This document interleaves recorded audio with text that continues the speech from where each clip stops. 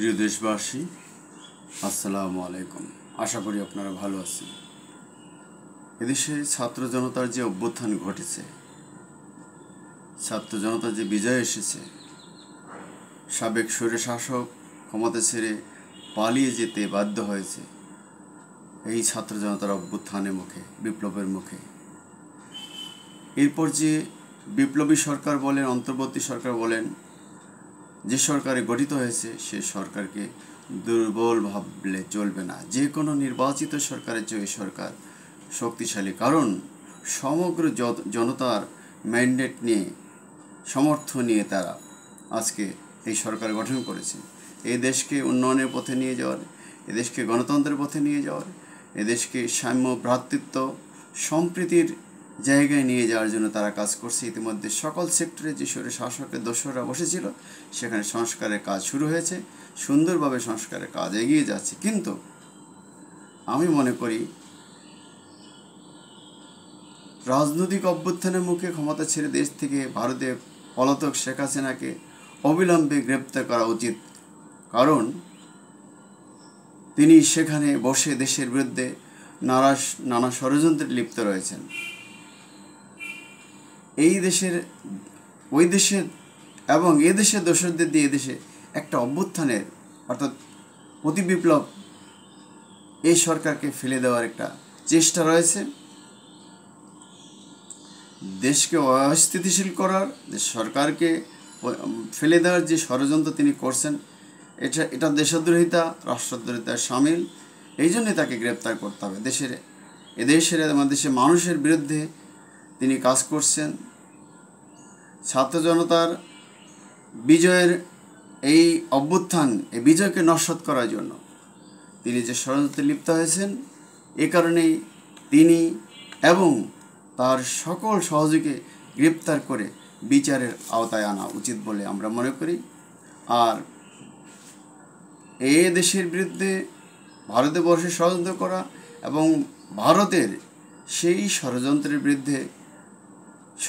বিরুদ্ধে থাকা উচিত। অথচ এই সরকারটি বরাবরই আওয়ামী লীগকে, দেশের মানুষকে নয় আওয়ামী লীগকে সমর্থন করে আসছে তাদের হীন স্বার্থে।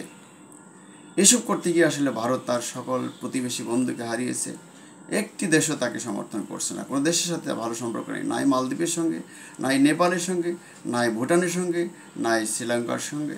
সর্বশেষ আওয়ামী সরকারের পতনের পর বাংলাদেশের মানুষও যে ভারতকে পছন্দ করে না, ভারতকে অপছন্দ করে সরকারকে, এই মৌলবাদী ভারতীয় সরকারকে, সেটা তারা বুঝিয়ে দিয়েছে। এবং ভারতও বারবার একটি বিশেষ গোষ্ঠীর পক্ষে অবলম্বন করে, এদেশের মানুষের বিরুদ্ধে অবলম্বন করে তাদের স্বৈরাচারী চরিত্র, তাদের হীন চরিত্র, বর্বরতাসুলভ আচরণ, এটা বারবার প্রমাণ করছে। আমরা তাদের আহ্বান করব, আপনারা এখান থেকে সরে আসুন, এদেশের ছাত্র জনতা, সাধারণ মানুষের পক্ষে আসুন। ভারত আমাদের প্রতিবেশী রাষ্ট্র, তারা আমাদের শত্রু নয়, বন্ধুই মনে করে, কিন্তু প্রভু নয়।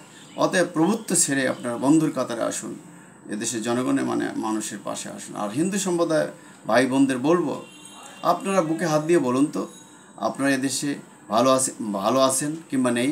আমি তো মনে করি আপনারা খুবই ভালো আছেন। এখন সামান্য সমস্যা চলছে, তো আপনারা যদি বেশি সংখ্যক মাত্রা আওয়ামী লীগ না করতেন তাহলে এটা হতো না। ভারতের মুসলমানরা দেখুন কি দুরবস্থায় রয়েছে, সেখানে কাশ্মীরে কী অবস্থা, সেখানে গুজরাটে কী অবস্থা হয়েছিল, আসামে, পশ্চিমবঙ্গে, ত্রিপুরা, এইসব জায়গায় যেসব মুসলমানরা রয়েছে তারা খুব ভালো নেই। আপনারা নানান আইন কানুন করে কাশ্মীরের স্বায়ত্তশাসন হরণ করেছেন। গুজরাটের কসাই মোদি গুজরাটে কি মুসলিম হত্যা চালিয়েছে, সেখানে সাধারণ হিন্দুরা এবং পুলিশ কী ভূমিকায় ছিল এটা সকলেই জানে। এখনও আসাম সহ বিভিন্ন জায়গায় এনআরসির মতো করে মুসলমানদের উৎখাতে যে ষড়যন্ত্র চলছে এটা সবাই জানে। ফলে ওখানে মুসলমানরা একেবারেই ভালো নেই, কিন্তু সেই তুলনায় তো আপনারা এখানে স্বর্গে রয়েছেন। আপনারা ইন্ডিয়ান মৌলবাদী ও উগ্রবাদী সাম্প্রদায়িক শক্তির উস্কানিতে না পড়ে এবং বাংলাদেশের পতিত স্বৈরাচারের পক্ষ অবলম্বন না করে আপনারা এদেশের সাধারণ মানুষের পক্ষে থাকুন। আপনারা এদেশে শান্তিতে আছেন, থাকবেন। আপনারা জনসংখ্যার তুলনায় এদেশে অনেক বেশি হারে চাকরি করতেন, আছেন, এখনও বিভিন্ন সুযোগ সুবিধা পাচ্ছিলেন, নানামুখী সুযোগ সুবিধা। এটা নানামুখী সুযোগ সুবিধা, এটা আপনার ভালো করে জানেন। কত প্রকার সুযোগ সুবিধা তা বলে শেষ করা যাবে না। এখন কিছুটা হলেও সমস্যা এটা কেটে যাবে। আপনারা যদি এদেশের মানুষকে সহযোগিতা করেন, অন্তর্বর্তী সরকারকে সহযোগিতা করেন, তাহলে এই সমস্যা কেটে যাবে। আপনারা ভালো করেই জানেন স্বৈরাচারী সরকার একটি, যে কোনো সরকারের এসব হলে, পতন হলে কিছুটা সমস্যা হয়, একটু সময় লাগে, এটাও কেটে যাবে। কম বেশি সব দেশই হয়, এদেশেও হচ্ছে। যদি আমরা এতটুকু আশা করছি, আপনারা সমস্যা না হলেই ভালো, সমস্যা হওয়া উচিত নয়, কিন্তু এটা হচ্ছে। কিছু লোক এখানেও তো আছে খারাপ, কিন্তু যা ঘটছে তা তো খুব সামান্য ঘটনায় ঘটছে।